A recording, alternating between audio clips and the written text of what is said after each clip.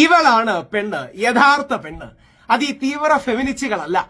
ആണിന്റെ വേദന, അവരുടെ സഹോദരങ്ങളുടെ വേദന മനസ്സിലാക്കുന്ന പെണ്ണ്. കഴിഞ്ഞ 2 ദിവസമായി സോഷ്യൽ മീഡിയയിൽ വൈറലായത് ഈ സഹോദരിയുടെ വീഡിയോ ആണ്. ഇവരാരാന്നറിയില്ല, അവരുടെ പേരെന്താണെന്നറിയില്ല. ഞാൻ കുറെ സെർച്ച് ചെയ്ത് നോക്കി, കിട്ടിയില്ല. ആരെങ്കിലും അറിയുന്നെങ്കിൽ പറയുക. യഥാർത്ഥത്തിൽ ഈ പെൺകുട്ടിയുടെ വാക്കുകൾ വൈറലാണ്. ഓരോ മലയാളിയും ഓരോ മനുഷ്യനും കേൾക്കേണ്ട വാക്കുകളാണ്. പ്രത്യേകിച്ച് രാഷ്ട്രീയക്കാരുടെ വിഭാഗത്തിൽപ്പെടുന്ന ആൾക്കാർ കേൾക്കുന്നതാണ്. അവർ ചെയ്യുന്ന പല കാര്യങ്ങളും സാധാരണക്കാർക്ക് മനസ്സിലാകുന്നുണ്ട് എന്നൊരു തിരിച്ചറിവും ആണുങ്ങൾക്ക് വേണ്ട രീതിയിൽ ഒന്നും കിട്ടുന്നില്ല. അതാണ് പ്രശ്നം. എന്തായാലും ആ പെൺകുട്ടിയുടെ വൈറൽ വീഡിയോ കാണാം.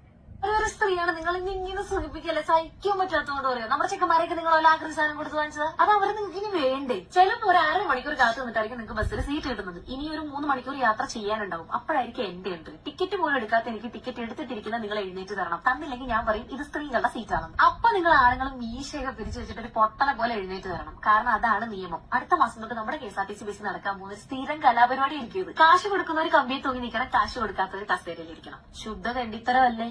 ആണുങ്ങൾക്ക് ഫ്രീ ടിക്കറ്റ് കൊടുത്ത ബസ്സിന്റെ ഗിയർ മാറൂലേ? ആണുങ്ങൾക്ക് നിങ്ങൾ ഏതെങ്കിലും ഒരു സെക്ടറിൽ പുരുഷന്മാരായതുകൊണ്ട് ഇരട്ടി ശമ്പളം കൊടുക്കുന്നുണ്ടോ? അതോ ആളൊന്നിന് പണം കഴിക്കുന്ന മരത്തിന്റെ തൈ വല്ലതും കൊടുക്കുന്നുണ്ടോ? സ്ത്രീ സുരക്ഷയ്ക്കുള്ള മാറ്റമാണിതെങ്കിൽ പുരുഷന്മാരുടെ സുരക്ഷ ആരും നോക്കും? ഒരുപാട് ഞരമ്പന്മാര് ബസ്സിൽ ഉണ്ടാകാറുണ്ട്. ഒന്ന് അറിയാതെ പോലും തട്ടാത്ത മാന്യന്മാരും ഇല്ലേ? ഇനി അറിയാതെ ഒന്ന് തട്ടിപ്പോയി കഴിഞ്ഞാൽ അവർക്ക് പറയാനുള്ളത് പോലും കേൾക്കാതെ അവരെ പീഡകനാക്കി ചിത്രീകരിക്കുന്ന സ്ത്രീകളും ഇതേ ബസ്സിൽ തന്നെ. അപ്പൊ പുരുഷന്മാർക്ക് സുരക്ഷ വേണ്ടേ? ഒരു സംഘടനകളും ചോദിച്ചു വരില്ല എന്നതിനപ്പുറത്തേക്ക് സർക്കാരിന് പോലും വേണ്ടാത്ത തെണ്ടികളാണോ പുരുഷന്മാര്? അല്ല, നാണവും മാനവും ഇനി സ്ത്രീകളുടെ മാത്രം കുത്തകയാണെന്നുള്ളൊരു തെറ്റിദ്ധാരണയുണ്ടോ? ഈ സൗജന്യങ്ങളൊക്കെ എപ്പോഴും ഒരു വിഭാഗത്തിന് മാത്രം കിട്ടിയാൽ മറുവിഭാഗത്തിന് അമർഷം ഉണ്ടാവും. ബസ് ചാർജ് എല്ലാവർക്കും ഒരുപോലെ കുറച്ചു നൽകാം. ഇനി ഫ്രീ ആയിട്ട് കൊടുത്തേ പറ്റുള്ളൂ എന്നുണ്ടെങ്കിൽ രോഗികൾ, വയോധികർ, വികലാംഗർ, വിദ്യാർത്ഥികൾ, അങ്ങനെ എത്ര അർഹതപ്പെട്ട കാറ്റഗറികളുണ്ട്. സ്ത്രീകൾക്ക് സാമ്പത്തിക ലാഭം ഉണ്ടാക്കി കൊടുക്കാൻ പുരുഷന്മാരിൽ നിന്ന് സ്ത്രീകൾക്ക് എന്തോ ഒലക്കയുടെ മൂടാണ് കൂടുതലുള്ളത്. സൗജന്യത്തിന്റെ പേരിൽ ആരെയും കുറ്റപ്പെടുത്തിയൊന്നുമല്ല. ചോദ്യം ചോദിക്കുന്നവരെയും വിയോജിക്കുന്നവരെ എപ്പോഴും വിമർശകരായിട്ട് കാണുകയും വേണ്ട. കാരണം ഇതൊരു വ്യക്തിയോടോ പാർട്ടിയോടോ അല്ല, നിയമത്തോടും നീതിയോടുമാണ്. നമ്മൾ ജീവിക്കുന്നത് ജനാധിപത്യ രാജ്യത്താണെങ്കിൽ നീതിയും സൗജന്യവും സംരക്ഷണവും കിട്ടേണ്ടത് ജനങ്ങൾക്കാണ്,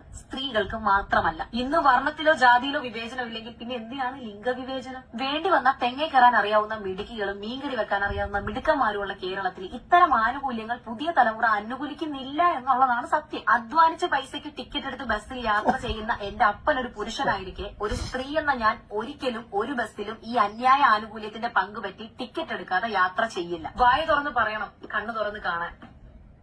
ഗംഭീരം. അടുത്തിടയ്ക്ക് കേട്ട രോമാഞ്ചം ഉണ്ടാക്കുന്ന വാക്കുകളാണ്. ആ സഹോദരി ആരാണെന്ന് അവരുടെ കോണ്ടാക്ട് അന്വേഷിച്ചുകൊണ്ടിരിക്കുന്നുണ്ട്. പറഞ്ഞതെല്ലാം സത്യ.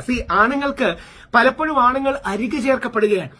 ബസ്സിലെ യാത്രകൾ മാത്രമല്ല, എത്രയോ സീരിയസ് പ്രശ്നങ്ങൾ, ഈ കള്ളക്കേസുകളിലൊക്കെ കുടുങ്ങുന്നവരുടെ എണ്ണം ക്രമാതീതമാണ്. സാധാരണക്കാർക്ക് അറിയുന്നതിൽ നിന്നും പേടിപ്പിക്കുന്നതിൽ നിന്നും അധികം